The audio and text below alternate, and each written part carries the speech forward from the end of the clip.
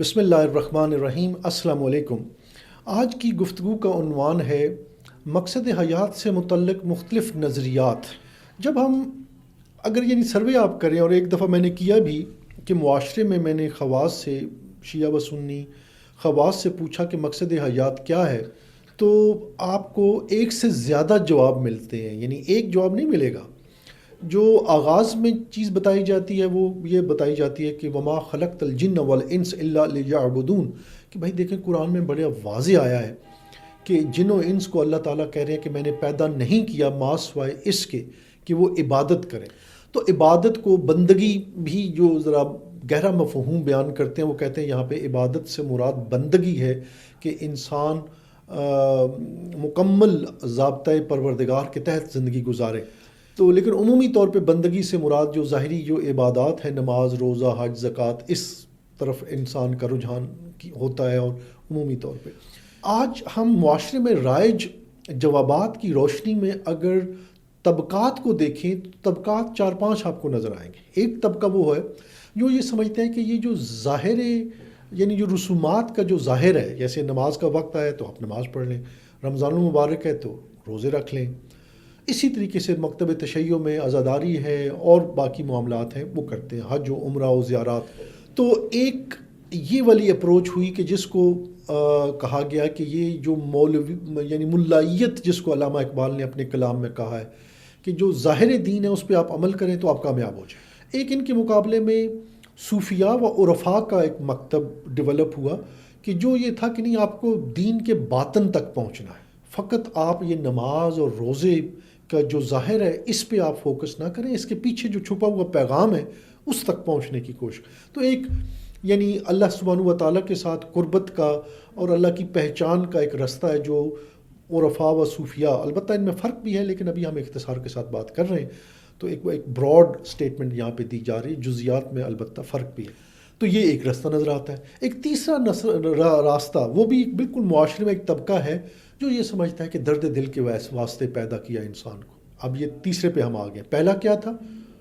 جس کو ملائیت کہا ہے علامہ اقبال نے، اور دوسرا راستہ کیا ہے ہمارا، جو میں نے بتایا کہ صوفیاء و عرفاء کا راستہ، اور جو تیسرا راستہ ہے یا طبقہ ہے وہ کون سا ہے؟ یعنی آپ دیکھیں، ہم نے پہلی بات کیا کی، ہم نے کہا کہ وہ افراد جو دین کے ظاہر پہ عمل کر کے تو سمجھتے ہیں کامیاب ہو جائیں گے یا یہی مقصد حیات ہے۔ دوسرا طبقہ ہم نے بولا وہ جو یہ سمجھتا ہے کہ نہیں، ہمیں تو اس کے باطن میں جانا ہے اور اس کی ایسنس کو سمجھنا ہے۔ تیسرا طبقہ وہ ہے جو کہتا ہے کہ ہمیں درد دل کے واسطے پیدا کیا انسان کو، ورنہ طاعت کے لیے کچھ کم نہ تھے کروبی۔ تو یہ ایک تیسرا طبقہ بھی ہمیں ملتا ہے۔ اور جو چوتھا طبقہ ہے وہ یہ کہتا ہے کہ دیکھیے نہیں، اصل میں یہ ایک امتحان گاہ ہے، یہ جو دنیا ہے یہ اللہ تعالیٰ نے ایک امتحان گاہ بنائی ہے، یہاں پہ اللہ تعالیٰ آپ کو مبتلا کریں گے امتحانوں میں، مشکلات میں، جان لے کے، آپ کے عزیز و اقارب کی جان لے کے، مال لے کے، ثمرات لے کے۔ تو آپ کا کام ہے کہ آپ صبر کریں اور اللہ سبحانہ و تعالیٰ سے اجر مانگیں۔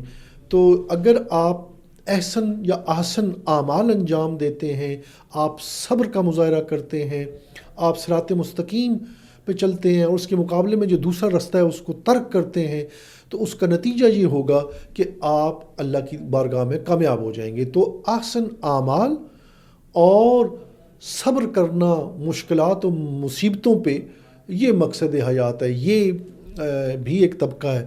اور پھر اس طرح سے ایک دو اور بھی آپ کو ملیں گے جو یہ کہیں گے کہ اصل میں یہ ساری کائنات محمد و آل محمد علیہ الصلوۃ والسلام کی محبت میں یہ تخلیق ہوئی ہے، تشکیل پائی ہے۔ تو ہمارا کام کیا ہے کہ ان ہستیوں کی خوشی میں خوشی اور غم میں غم کا اظہار کریں۔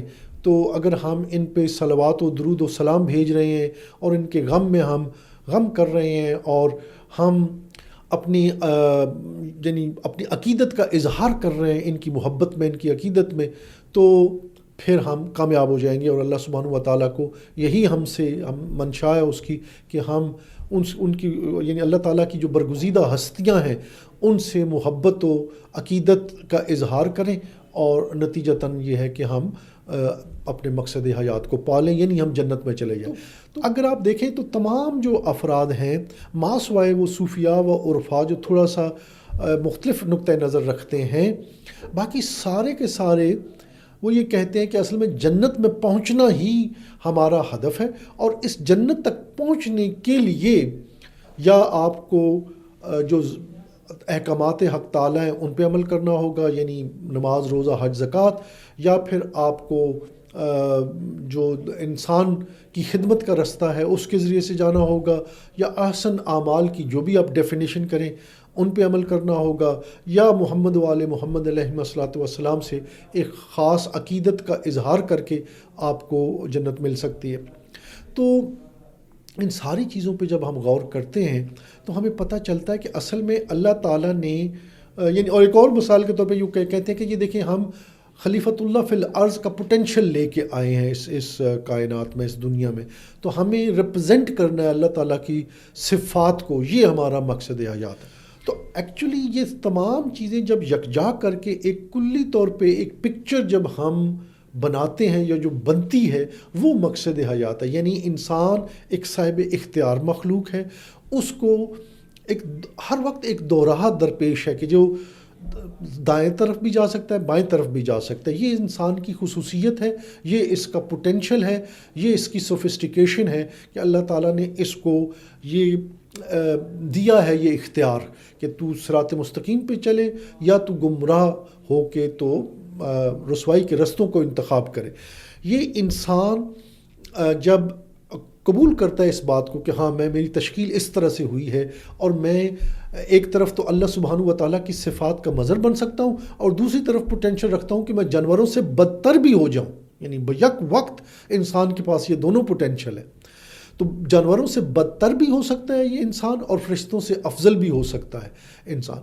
تو جب ہم یہ بات کرتے ہیں تو اب اللہ تعالیٰ جب یہ کہتے ہیں نا کہ وما خلقت الجن والانس الا لیعبدون، تو وہاں پہ جو بندگی ہے یہ اپنے کمپریہنسو معنوں میں ہے. یعنی کیا ہے کہ انسان 24/7 کی بنیاد پہ دیکھے جو بھی اعمال، افعال، حتیٰ جو سوچ رہا ہے، یعنی ابھی اس نے کوئی فعل انجام نہیں دیا، ابھی فقط سوچ رہا ہے، اس کی سوچ بھی منشائے حق تعالیٰ کے مطابق وہ اپنے آپ کو جواب دہ سمجھے، اور وہ کہے کہ میرے پاس ایک اپرچونٹی ہے، یہ جو میں سوچتا ہوں یہ میری صلاحیت ہے سوچنے کی، سمجھنے کی، پروسیس کرنے کی، کام کرنے کی، کام نہ کرنے کی. یعنی کئی دفعہ ہوتا ہے کہ کام کرنا ہوتا ہے، وہاں پہ ہم ایک کام نہیں کرتے، یہ بھی ایک فیصلہ ہے جو ہم کر رہے ہوتے ہیں. تو یہ تمام جو پوٹینشل اور صلاحیتیں اللہ سبحانہ و تعالیٰ نے دی ہیں، یہ اصل میں اب ہمارے پاس دو چوائسز ہیں. ہر لمحہ، ہر لحظہ، یا میں اللہ تعالیٰ کا عبد ہوں، یعنی اس کی منشا کا متلاشی ہوں کہ اس کی منشا کیا ہے، اس کے مطابق میں زندگی گزاروں. وہ کہہ رہا ہے کہ نماز پڑھو تو میرا کام ہے نماز پڑھنا. وہ کہہ رہا ہے کہ انسان کی خدمت کرو تو میں انسان کی خدمت کروں گا. وہ کہہ رہا ہے کہ اب جہاد کرو، میں جہاد کروں گا. وہ کہہ رہا ہے کہ قتال کرو، میں قتال کروں گا. وہ کہہ رہا ہے کہ اپنی شہادت کے لیے اپنے آپ کو پیش کر دو، میں پیش کر دوں گا. یہ تمام معاملات میں انسان منشائے حق تعالیٰ کی تلاش میں جب ہوگا تو پھر اس میں وہ کمپریہنسو 360، یعنی انسان 24 گھنٹے، اور اگر لیٹس سے کہ ایک انسان کی 80-90 سال عمر ہے، اس میں تمام پہلوؤں پہ جو بھی وہ کام کرے گا ہر شے میں، یعنی وہ محبت کر رہا ہے تو بھی اللہ کی خاطر، نفرت کر رہا ہے تو بھی اللہ کی خاطر، پیسہ لگا رہا ہے تو اللہ کی خاطر، نہیں لگا رہا تو بھی اللہ کی خاطر. تو تمام کاموں میں جب انسان اللہ تعالیٰ کا بندہ بن جاتا ہے، اور پھر عرفاء کی زبان میں جب وہ قربت الہی کے لیے کا متلاشی ہو جاتا ہے، یعنی وہ کہتا ہے کہ اے اللہ سبحانہ و تعالیٰ، میں تیرا بندہ ہوں، میں تیری بات مانوں گا، میں تیری بندگی کروں گا، میں تیری قربت چاہتا ہوں. تو اللہ تعالیٰ نے کہا ہاں یہی تو میں بھی چاہتا ہوں. میں نے جب تمہیں کہا ہے کہ تمام جو تم افعال و جو امور انجام دو گے، یعنی ایکشنز اینڈ اومیشنز، اور آپ کی حتیٰ انٹینشنز، آپ کے احساسات و جذبات، سارے کے سارے تم صرف میرے لیے کرو، قربتاً اللہ کرو.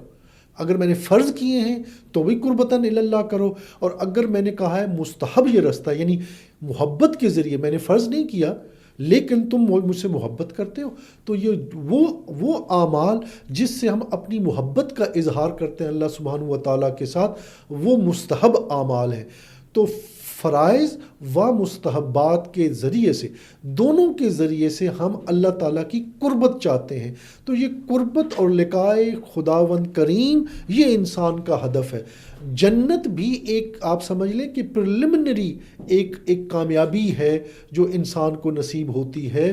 اصل کامیابی انسان کی وہ اللہ سبحانہ و تعالیٰ کے ساتھ قربت ہے، لقائے پروردگار ہے، اور اسی کے لیے ہم تمام اپنے افعال و امور انجام دیتے ہیں۔ یہ جب بات ہمیں سمجھ میں آتی ہے تو پھر ہم بندگی کا مکمل مفہوم ہمیں سمجھ میں آئے گا، اور اس کے نتیجے میں اب چاہے عبادات ہوں یا جو خدمت انسانیت ہو، جہاد ہو، باقی کوئی احسن اعمال ہوں، کوئی بھی شے جو مجھے یعنی میری تمنا کیا ہوگی کہ میں دیکھوں کہ منشائے حق تعالیٰ کیا ہے، جو بھی میں کر رہا ہوں اور جو میں نہیں کر رہا، دونوں صورتوں میں اگر میں منشائے حق تعالیٰ تک پہنچ گیا اور اس کے مطابق میں نے زندگی گزاری، تو اب میں اپنے آپ کو عبد خدا کہہ سکتا ہوں، اب میں عبادت گزار ہوں حقیقی معنوں میں۔ تو اس طریقے سے جب ہم دیکھیں گے تو پھر ہمیں 5-6 مختلف نظریات نہیں نظر آئیں گے، وہ ایک ہی نظریے کی مختلف شاخیں ہیں، پہلو ہیں اور اس کی وضاحتیں ہیں۔ امید ہے یہ گفتگو آپ کے لیے مفید ثابت ہوگی۔ والسلام علیکم ورحمۃ اللہ وبرکاتہ۔